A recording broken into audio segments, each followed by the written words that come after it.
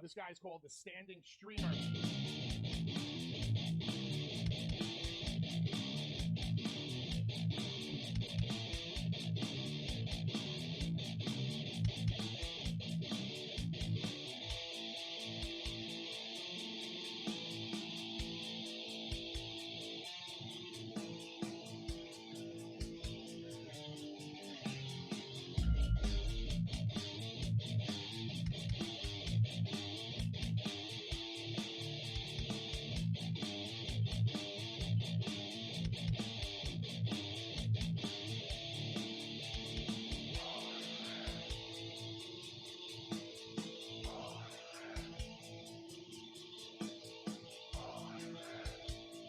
Real stand-up kind of guy.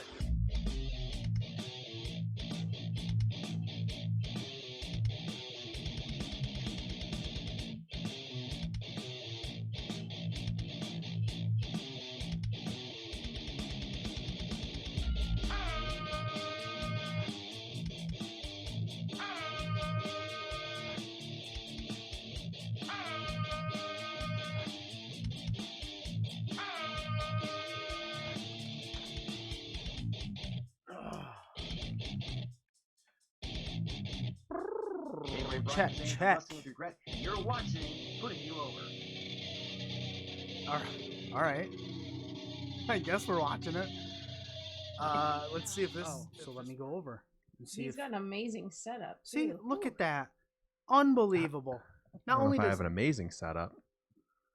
it's spectacular, and Well, it's better than mine, sir. So it's way better well, than. that's why we don't turn your camera on. No, I'm just That's kidding. right. I'm excited not only because you're here and we're going to get into everything that you're doing, but I switched. This is the first interview we've done where I moved everything over. I used to do it on two PCs, and then one of the PCs was just really old and it was slowly dying, and now everything is over onto my main gaming PC, which I don't game anymore because, well, you know, 3 daughters, I don't have any time. So it all works. And All right, so I'm the test subject for tonight, right? We're gonna see if this all goes well. we have tested the audio side. We have tested, and now the camera side. Well, I should talk to this. I'm talking to you across the thing. It's all working, and this is awesome. I don't have to use a cap card anymore. I'm very geek talk right now. This is geek time. I've window captured it and all that fun stuff. So we are. Let me turn down impact so that doesn't come blaring on while we're doing our interview. Yeah, no, we're just in my basement right now, aka my office, studio, all kinds of things. I already work from home as is, so this is just kind of. I got animals in the background too. Yeah. So if you hear some clicking in the background, it's probably my rabbit drinking water. Or if you hear like banging around, it's my turtle. Oh, that's what right. kind of turtle? What kind of turtle is it? It's a terrapin or a red-eared slider. Red-eared slider. Yeah. I used to have a red-eared slider too, and they would bang right into the glass. He just because he's got like I put some bricks and stuff in there and other toys, and he's always like messing around with things, and just to keep him occupied, I took some stuff out tonight because every time I do any type of audio recording or podcast or anything, he always just bangs around. He just like, this is the perfect time where I need to rearrange everything in my tank, and he just does it. So wants attention. If you do hear some banging around, it's either him or clicking. It's my rabbits. I also have a dog upstairs, so it's a whole zoo in my house. You'll eventually hear some animal in the background. So if anyone wonders what that noise is, it's probably an animal. So we were supposed to have you on a while ago, and things came up, and I don't even remember what it was, but that's all cool. And I had my notes. I was all set. So I did a little refresher today. I was watching some of the wrestling docs again, which are really great. But I stumbled upon something that I heard in another podcast that you're, I guess, involved in or work with, and my kids got excited about it because the guy's name was Disney Dan on YouTube, and I guess they've watched some of his Disney stuff. I didn't know anything about him, So I got stuck watching Disney Dan stuff today, and so my kids were fairly excited. I was like, yeah, but look at this amazing MJF doc he did. Don't you want to watch that one? And they're like, no, Disney Dan. No, I mean that's kind of funny. Yeah, I'm kind of all over the place as far as like career stuff goes. I did the wrestling, and I still like do it a lot in the background. But I kind of got sucked into this whole like Disney subculture that's on YouTube. And it started because I actually made a documentary on some of these guys who and people that pretty much dedicate their lives, like no joke, to Disney World, just the Disney parks, like Disney World, Disneyland. They go there, they vlog there, or they make videos about certain aspects of the parks, which can be like Dan, for example. He makes the evolution of costume characters in the parks. So here's Mickey Mouse, when the park first opened in, the 70s or 60s. And he takes him through to modern day. And like, he'll look at the, how the costume has evolved. Dan's also a puppeteer, so that's kind of his background and his forte. So he looks at it with that type of eye. And it's funny that, some people know me for one thing, other people know me for other things. And then I do a whole other thing. My main source of income is I make promotional videos for IMDb. And it's I do a small web series with my friend Brandon Hardesty. And it looks at actors and like supporting actors. And we kind of just do like a video essay of their career thus far. So if they're in a new movie that's coming out, like we just did one. We actually did one on Chadwick Boseman the other day.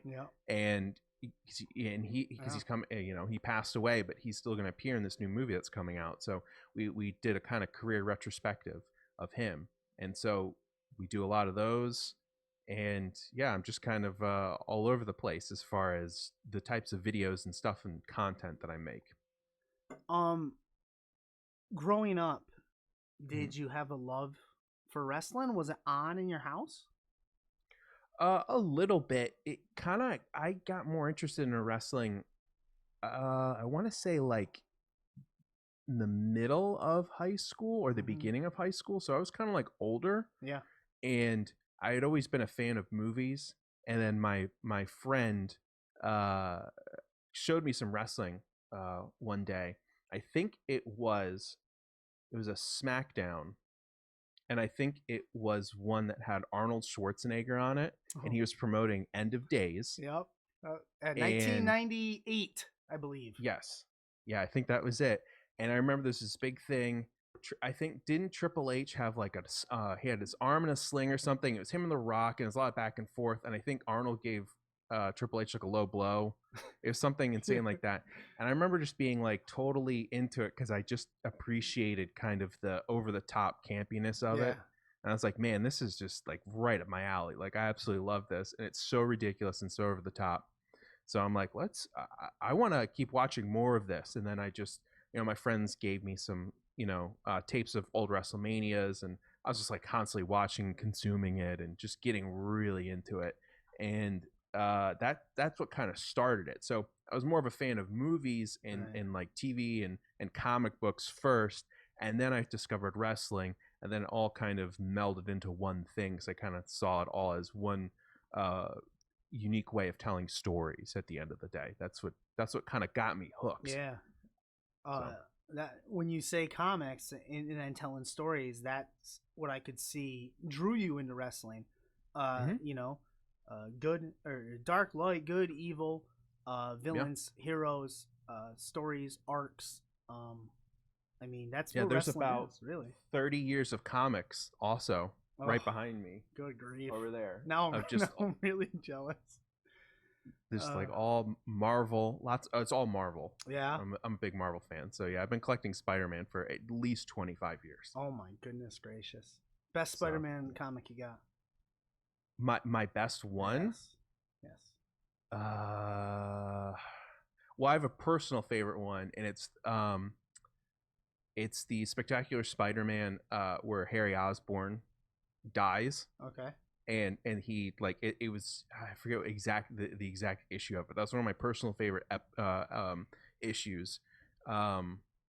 Yeah, so that's probably one of my favorites. I don't know if any of my comics are actually worth money, to be perfectly honest. I've never actually They're gone worth through something and- to you, though. That's the thing. They're totally Yes. worth something. They're worth like I have I think I have almost like at least the last 50 to 100 issues of Invincible. So if anyone knows what that is, you'll probably hear about it soon because they're making a show about it on Amazon Prime, and it's by the same guy who wrote The Walking Dead, Okay. Robert Kirkman. Yep. And it's really just this crazy over the top, like kind of like a Superboy type of adventure, Would you say that's mixed in with a Invincible? little bit of like this, I guess almost Saiyan, like from Dragon Ball Z type of thing. It's just, man, it's one of the best superhero comic books ever, and it's just so over the top violent, but then like really funny and really heartfelt at times. So absolutely love that comic book, and I have a crap ton of those issues. And yeah, I think hopefully those will be worth something once Yeah. this Amazon Prime thing takes off. But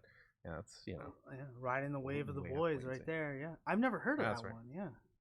yeah, it's a fun. It's going to be an animated series. It's going to be a little different, but Okay. it's a really fun, good comic to get into. So the art of telling stories, you love films, Mhm. you're attracted to wrestling and over the top, just wrestling in general. It is an art form. In a ring, it's literally like we said. It tells a story. How'd you get involved with doing documentaries on why wrestlers, I guess, is my question. What a long way to say why wrestlers. Right. Why? Well, I had seen this one documentary pretty early in, I guess, my wrestling fandom. It was called Beyond the Mat, Okay. and it's incredible. It's 1999. One of the big stories in it is I guess the first retirement of Terry Funk, right? Yeah, His probably. his first retirement, as well as focusing on Jake the Snake Roberts, and this was at a very low point, and he was battling alcoholism and all kinds of addiction. Yeah. And then another story was focused on Mick Foley, and one of the big matches in his was the infamous the I Quit match Yep. with him and The Rock, where he had his hands handcuffed behind him, Yep. and The Rock just kept hitting him over the head with a steel chair. And the documentary crew filmed Bring that it whole back, yeah. kind of exchange, and like was filming his family and a mixed family, and they were completely like in tears. It's like tough just to watch. Yeah, it's very tough to watch. And so that was one documentary that had a huge influence on me. And I remember I went to college, and all through college liked wrestling, watched Raw every single week with my friends. And I really wanted to get more into like narrative storytelling, like narrative filmmaking especially. Once I graduated college, I was like, man, what am I gonna do? I was working like a retail job. I wasn't doing anything too spectacular. Yeah. And my friends took me to an independent wrestling show, and it was this small promotion in Pennsylvania, and it was run by Greg Excellent, and he used to wrestle for CCW Wrestling, and one of his promotion at the time, Greg's promotion that he ran that I went to go see, was called Groundbreaking Wrestling. And one of the top stars there was a fresh-faced Adam Cole. Like, I think he was a year or two into wrestling, and I kind of made friends with him. I made friends with Greg. I made friends with a lot of people on the roster. And I remember being like, man, this is an interesting story, because where they were holding the shows was like in this weird knockoff Chuck E. Cheese. It was just like this weird arcade, and they had like this big open area. It was like a big indoor soccer ring, and so half of the soccer area was the wrestling show. They had the lights, they had the ring, they had like all the wrestlers and stuff. They had backstage, and then the other half was just kids like playing soccer, just having a fun time, ignoring the wrestling, and it was just like, hey, it's just like a normal thing. And I remember being so intrigued by that. I was like, this is such a weird, unique world, because I'd been, so used to seeing, Monday Night Raw, TNA. Like I'd been watching those big TV productions essentially, and here I'm at this very small show with like maybe 30, 40 people in the crowd, and it's all just Greg Excellent. He runs it. His mom helps at times. He's got friends and all this stuff. I'm like, this is a cool little interesting story that needs to be told in some way. And that's just kind of how it started. I like convinced him. I said, hey, went to school for movie making. I think I know how to make a movie, and I didn't. It was a good practice. So I went out. I kind of made this feature length documentary about wrestling. I met a lot of people, traveled all over the place, like interviewed Tommy Dreamer, interviewed a young John Moxley. I was going all over the place, and I made this documentary, put it out there, and he was like, hey, this kind of worked. And that's what kind of got my foot in the door. And then I just kept making more stuff. People just kept asking, or I would find a cool story and be like, I'm going to go over here and make something about somebody over here. And then that was what I was one going to thing say. led to another. That's what I was going to ask you. I was going to ask you, how do you decide, I guess, whatever appeals to you, right? Like, how do you decide what you're going to do? Just whatever attracts you. Pretty much. I had this one, I saw this one story online. It was about Johnny Gargano, and he had befriended this fan named Caden, and Johnny wrestled for a promotion, AIW, in Ohio.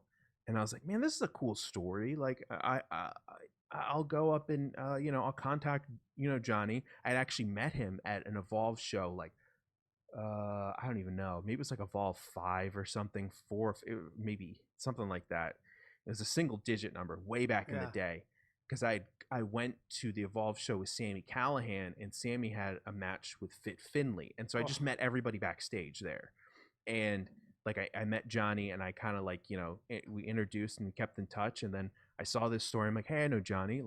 I'll go up to Ohio and I'll film this, and I'll kind of put together something and kind of see how it goes.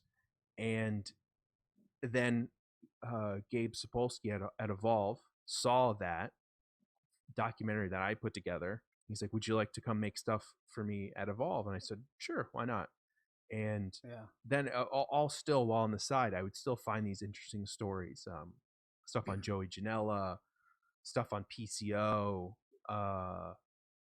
Tim Donst, coming back from essentially having cancer, and just finding these people, all because I had just met somebody else who knew somebody. And you know how the wrestling industry is, everybody kind of knows everybody, and they can vouch for me and say, no, Kenny's a cool guy, and he'll make something good. So I look for interesting stories that's out there, and then I just kind of go in that direction and see what I can do. Vanessa just wrote something in chat to the people sitting in chat. She wrote, and that was the same thing I was thinking. That PCO documentary that you did is how I stumbled upon you as well, because we had PCO on this show. So I was researching and we were doing stuff, and that's how we found him. I found you, so I do remember that. And that was a hell of a one. Oh man, what a great guy he is. Yeah, he's got some great stories, and man, he was such a cool dude. And it was just right time, right place. This was right after his big match with Walter at Janela Spring Break, and he was blowing up, and it was I think he was at a show that wasn't too far from me in Virginia, because I live in Baltimore, Maryland. So like it was like an hour or 2 hour drive for me. So I'm like, I'll go down there and like, hey, let's make something real quick and just see how it goes. It's the same with, I made this documentary on Orange Cassidy way back in the day, like maybe 2 years ago, one or of my 3 years favorites. ago. And it was mainly because I had seen Orange Cassidy at the old shows, GBW, Groundbreaking Wrestling with Greg Excellent. Saw him, and I was like, this guy's hysterical. I absolutely love him. Yeah. And I was like, had to have been at least 6 or 7 years ago, and I just always kept in touch with him. And it was another situation where I was like, man, I just want to make something on him. And I did, mainly just because I just liked him. Yeah. And at first, when I put this documentary out, like nobody watched it, like nobody really cared. They're like, oh yeah, like people appreciated it, people liked it, but it just didn't click. And it took until AEW, and he exploded there, and then all of a sudden this documentary just like took off. And it was kind of crazy to see that, where it's just kind of, it sat there for like a year or two, just not really, no one really caring too much about it. But I'd always say this is like one of my favorite things I'd ever made, just because it was just a fun story. And I'd gotten him to kind of talk a little bit about his career actually in depth, and it was a rarity. So I was like, I this is a special little moment that I want to put out there. Yeah, I watched that. And I heard you talk about it as well. You said, like you mentioned, you got him to talk, but you didn't want to, I guess, break kayfabe for him.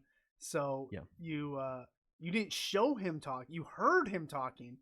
Yeah. But you didn't see him talking, which, man, that showing love for the business there. I want to go back to Johnny Gargano for a minute. So you made that contact with him. You kept in touch, and then you're like, oh, he's up in Ohio. I'm gonna drive up there and see if I can get something. So you're just taking like a leap, right? Like, or did So you're just putting it all. I would contact him. Okay. And then I would contact the promotion. I still, to this day, like, always contact the person. I say, are you open to this? This is the kind of thing I would like to make. And then I'd contact the promotion. And thankfully, I've built up enough like credentials in my background now where people are like, oh yeah, no, he's cool. Like, everyone's like, half the roster or half the locker room at this point knows who I am. So, and I know how to carry myself backstage, and I'm going to stay out of people's way, and I don't want to, cause any type of disruption to the show or locker room or whatever. But yeah, no, back in the day when I didn't have as much kind of this, this credentials built up, I would always reach out to the people and just talk to them online and be like, hey, is this something you'd be interested in? Is this, is this okay? And then I'd put stuff together, and I'm a curious person, so I'm going to ask questions, and and not just kind of ask the typical kind of wrestling questions. I want to kind of think outside the box a little bit, and it's just all about really building trust. And that's what that's the most important thing when making any of these documentaries, is the trust. Is there anybody that you wanted to do a piece on and it didn't work out, or they didn't want to do it, or anything like that? There's no one that, so far, no one has turned me down, and knock on wood, not yet. There was one person that I started making something on, and it was Chuck Taylor, because I was going to do a kind of a little follow up to the Orange Cassidy thing, and I went up to Chikara, and I interviewed him for like part one of this thing. But then this was like right in the time when I think he was doing he went over to do New Japan. And then it was just one of those things where the timing of it never lined up, and our schedules never worked. And then now he's in AEW, and so that was one person that like, just, I wanted to make something on him so bad, because I was another huge Chuck Taylor fan as well. And we talked a bunch of times. I'd done stuff with him in Evolve as well at one point. So like, our paths kept crossing, but I wanted to do something more talking about his career and talking about comedy and wrestling especially. And because he's such a great wrestler, and he knows how to do comedy, which is such a rare thing to have in wrestling. So yeah, I wish I could have gotten more stuff with him, and maybe one day I will. Same with Eddie Kingston. another person I like absolutely love. I got to work with him a couple times in Evolve, but I want to do like something way bigger. I was gonna like go down to Florida and like film some stuff with him. Like I had all this stuff planned out, and then the pandemic Yeah. happened, Wow. and thankfully he signed with AEW, so it's like he's blowing up too. So I'm just so happy, and I'm so I'm so happy to see these guys like make it and get to like this really big stage, and Yeah. just that's just so exciting about watching these guys take off. But like, man, I wish I wish we could have gotten together just to do more stuff, and it's just the scheduling stuff. There there are a lot of people at AEW right now that you have relationship. You've done things with and on Darby Allin, Joey Yep. Janela, Kingston, Cassidy, people like that. Have you or has AEW gotten in touch with you to do pieces? Because I mean, your resume speaks for itself. Yeah. They've some people have reached out to me in multiple organizations, Yeah. and it's just one of those things where, like right now, I don't want to go too much into Yeah. to specific detail on it, but like, um, I thankfully I make a pretty good living in a career off of working from home and Yeah. editing and doing all these variety of different videos. And right now, like those are a lot of fun for me, and those are that's what's supporting me. So it's hard to walk away from that aspect of my life and just focus solely on like wrestling. Like I would have to pretty much you know uh essentially sell my house. Yeah, have to get my wife, who's a teacher. Oh. She would have to pick Yeah. up and find a new a new position somewhere else. We would essentially may have to move to uh a certain state that's got a lot of wrestling in it. And Yeah. so I wouldn't it's a hard decision that I've been mulling about for a while. And maybe one day uh when things slow down and things kind of go back to normal, I can kind of decide, okay, what's the next step? What Right. should I do? Because I you know, thankfully, right now there's a lot of opportunities out there, and hopefully, if these places will have me, I would like to one day work for someone. Who knows? Yeah. So, yeah, Um. but Yeah. yeah. I thought of that as you started mentioning more and more of these AEW wrestlers. It Mhm. just popped into my head. Oh man, It's AEW. yeah, it's fun. I know a lot of people in WWE. I Yeah. probably know more From people in Evolve, WWE. probably. Yeah, Yeah. and it's everybody like yeah, besides like Adam Cole and Johnny, and even Drew McIntyre, and just Riddle. Drew Gulak, Riddle. Yeah, Riddle. Riddle and I were you know go way back, and it's just it's so cool to see you know uh like Keith Lee. When I first met him, it was at a small show.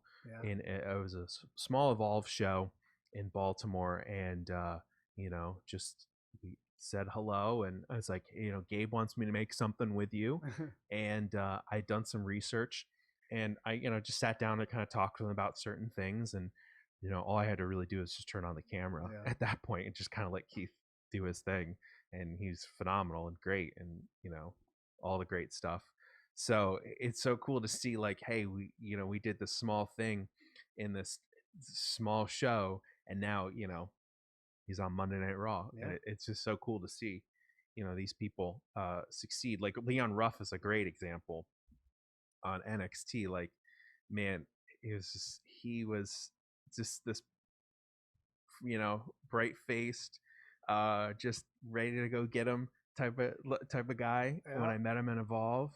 And now he's, or he was, right, he just Yeah. lost North American Yeah. Championship, but Yeah. just like seeing him just like a pop up and appear, and I was like, oh my gosh, it's just so funny to see that stuff. And I'm just so excited to see those guys make it like that. It's awesome. It's awesome to see. Yeah, I didn't know much about Leon Ruff, and I just thought like, oh, here they're just using him in this storyline with Johnny and Priest. And then I was watching War Games Sunday, and he was talking, before their match, like, interviewing. They just put him in there, and he's talking. And you're right, bright face, just very seemed personable to me, talking great.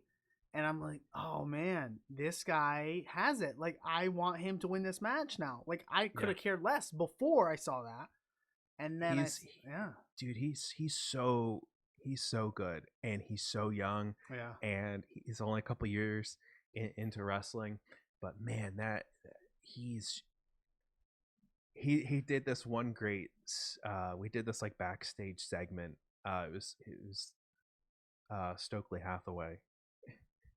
Malcolm Bivens, and, it was him and Walter and a bunch of other guys, and we're Stokely's like, man, we're gonna get Walter tonight. I need all you guys to kind of get with me, and he had like Shane Strickland and a couple other guys, and Dickinson and Leon Ruff, everyone, and Stokely's like, all right, Shane, what are you gonna do? And Shane's like, whatever, I don't care about this. And Leon Ruff just stands up. He's like, I'm gonna kill him. He's just like, he's so excited. He's like, I'm gonna kill him. And it was like, whoa, just calm down, man. And he's just, and from that moment, I was like, man, I love this guy so much.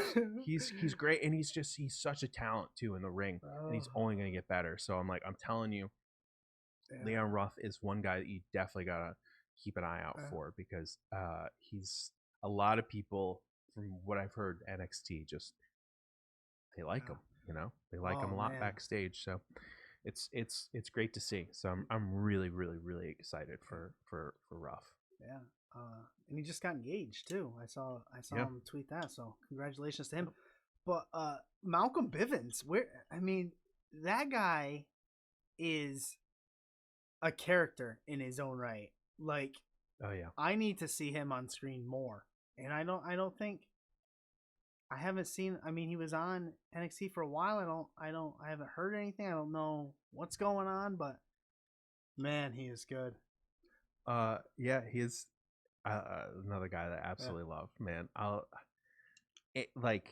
There's times I'm like, man, whatever you want to do, we'll do it. And it's another person, just wait and keep an eye out for, because there's something happening.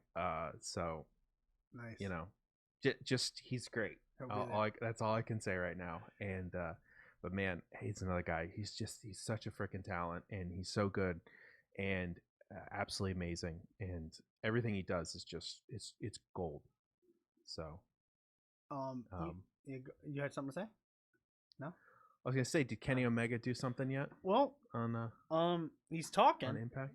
Oh, he's talking. And you ready for it, Don? We're gonna You ready blow for up it? the You know my Twitter thing? thing. You know my Yeah, thing? Can you hear that? probably heard it before, right? Yeah. You know the thing. Yeah, everyone knows the thing. Okay. Do it. Must bid you adieu. Goodbye.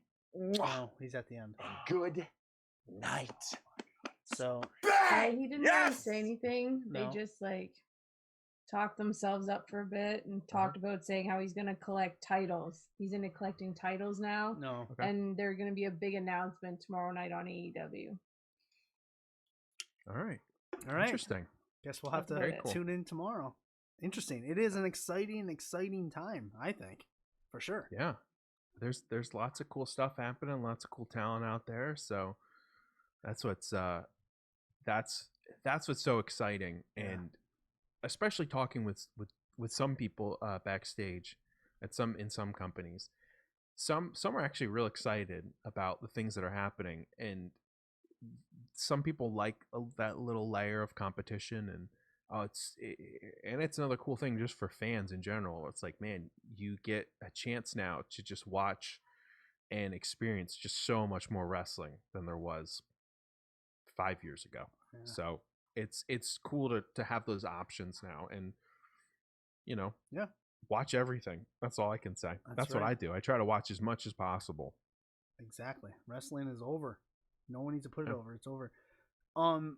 You talked about you got to travel. You got to go spend a lot of time with different promotions, different wrestlers, and do a lot of traveling. Was there any? You have any crazy crazy stories, crazy B-roll footage, anything? Um, Top of I your went head? to Go I ahead. went to China with Matt Riddle, and we shared a hotel room for a week, and this was at a time when WWN Yeah. was trying to form this relationship with a company over in China that was trying to do some MMA shows, and everything fell through. Long story short, everything just kind of fell apart. But I went there for a week, and we went all over the place. We were in Beijing, and we went to the Great Wall of China. Went to the Forbidden City. Uh, like every single night was like this huge, gorgeous meal. Like, they would take it was Riddle and I, and then I think 7 or 8 other fighters, and they brought me along to make a documentary about all this.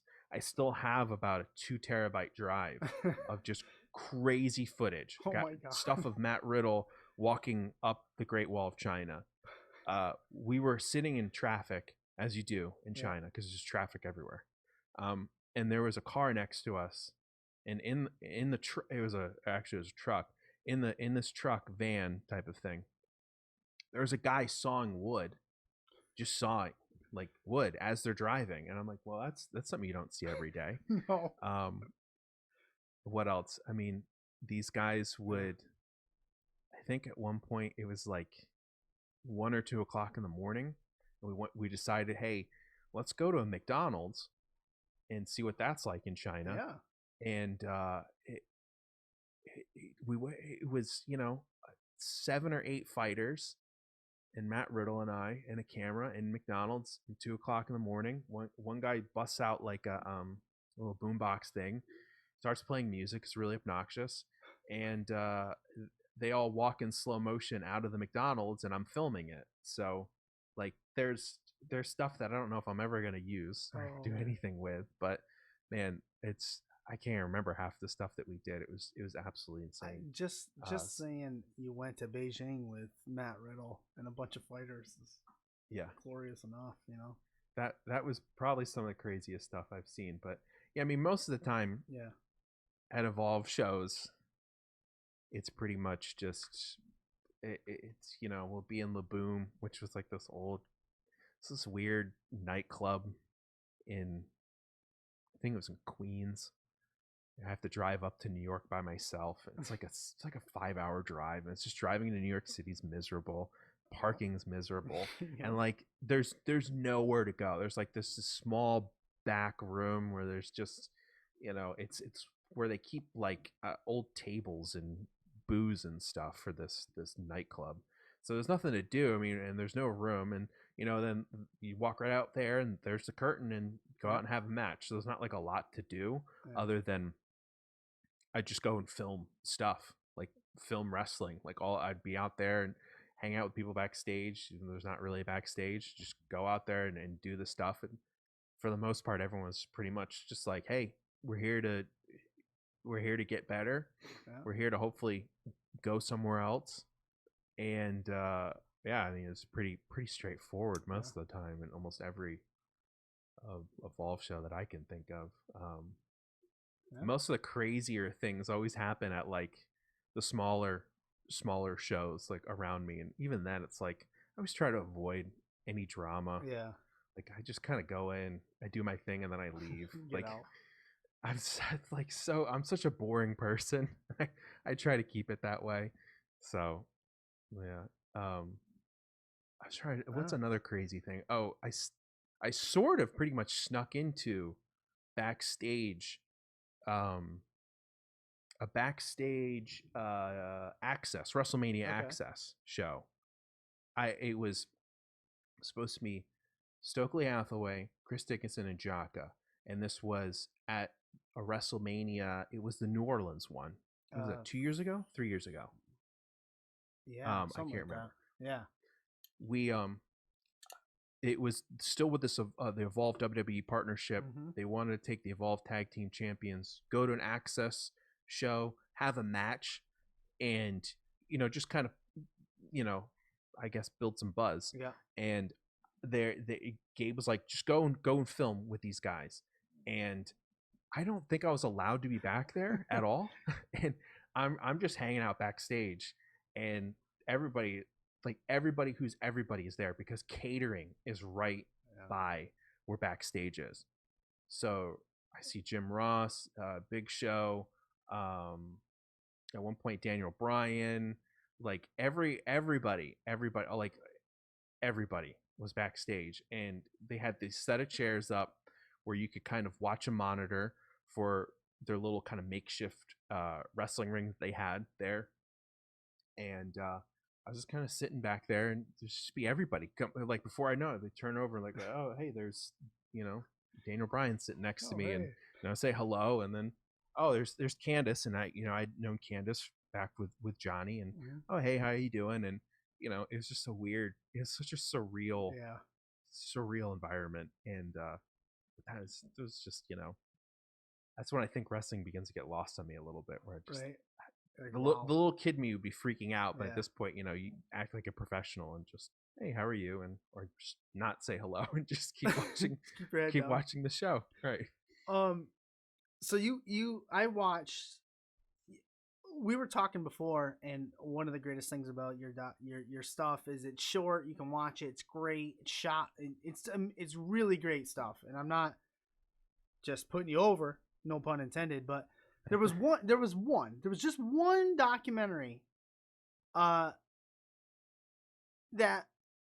was not as amazing, was not as heartwarming as I thought, not as touching as I thought. And then it's that MJF one.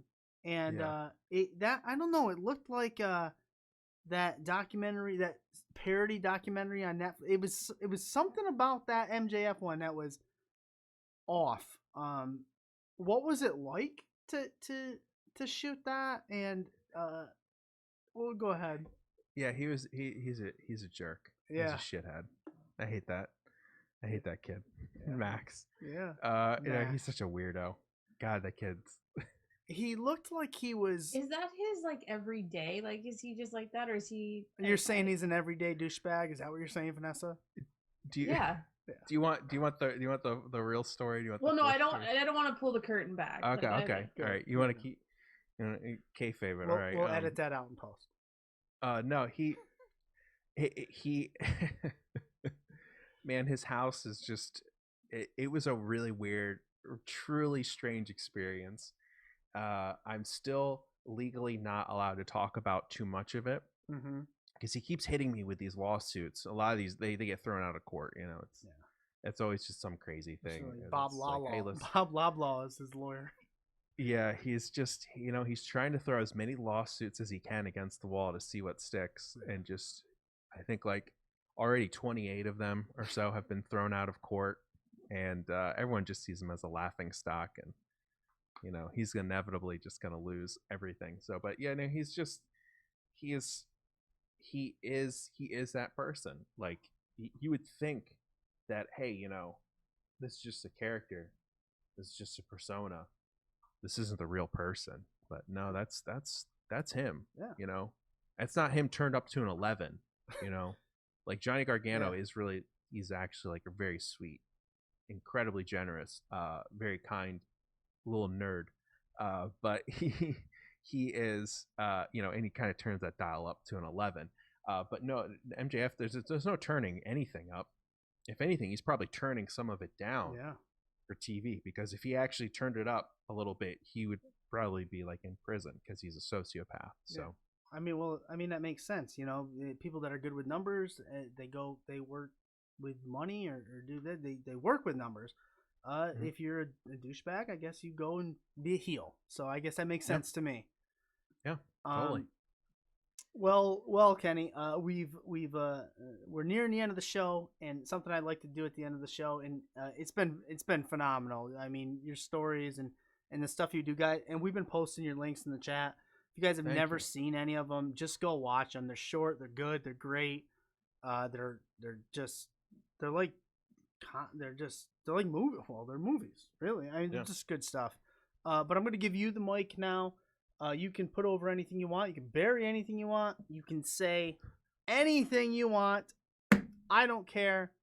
I will not interrupt. The floor is yours. Well, uh, I'm not gonna bury anybody. Somebody but will one of these days.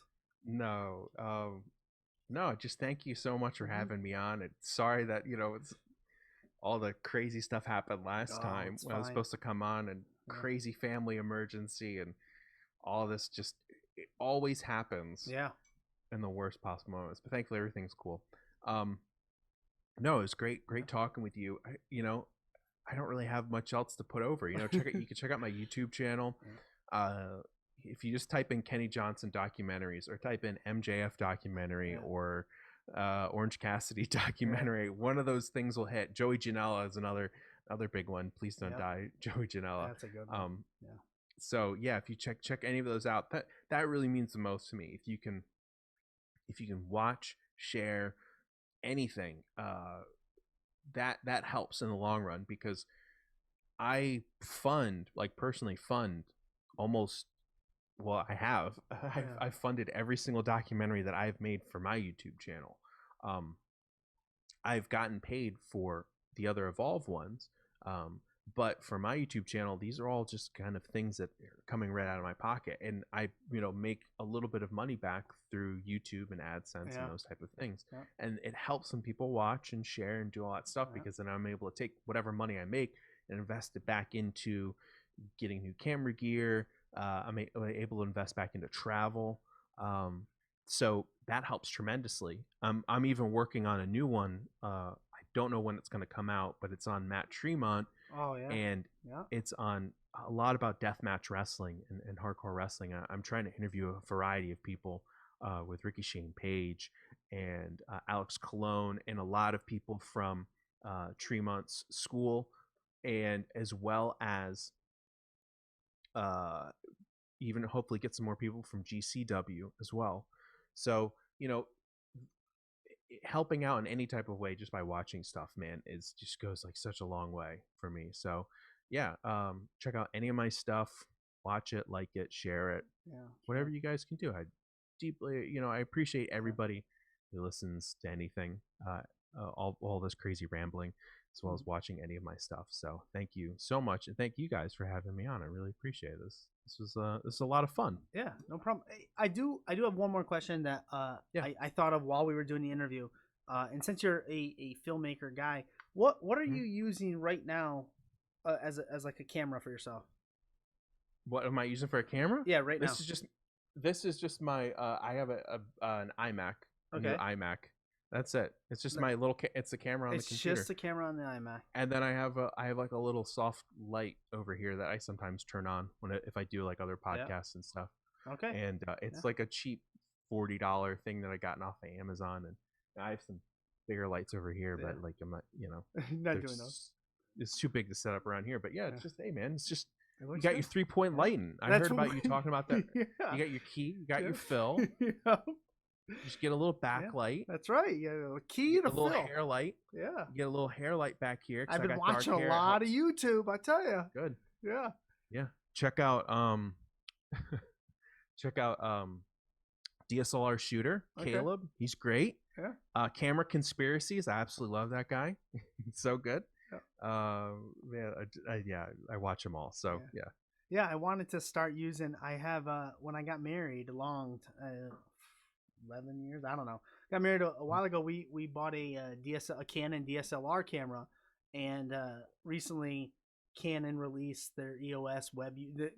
Here we go, back to geek time. The Canon has an EOS web utility program on a computer, and you could use your camera.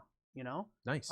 But mine is right below the supported cameras. It's like they started it right after mine, and I'm like, oh man, I've been trying to do workarounds to get it to work, and it's just not. But I really want to use it. But Canon, I tell you, they always do that. They always find a way to just mess up something with their camera line, just like a little tweak here and there, and screws up everything on the camera. So I'm a big Panasonic fan, a little bit of a Sony fan, but yeah, those are my go-to cameras. But yeah, those are what I use to film almost everything. Use small DSLRs, and really just comes down to just good lighting, sound, and some of my stuff looks like crap, but other stuff doesn't look as bad, and I luck out. A lot of it has to do with luck.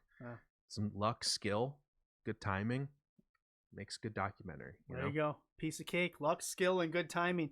Kenny, I want to thank you for coming on. It's been an honor. It's been a pleasure, and you're welcome back anytime. If I can help Thanks, or man. put over anything in any way, just let us know. Right. Thank you so much. Thanks, man. We'll see you around. Tell your wife I said Yep. thanks too. Oh yeah, thank you. Have a good one. Have a good night. Yep. Awesome, Vanessa.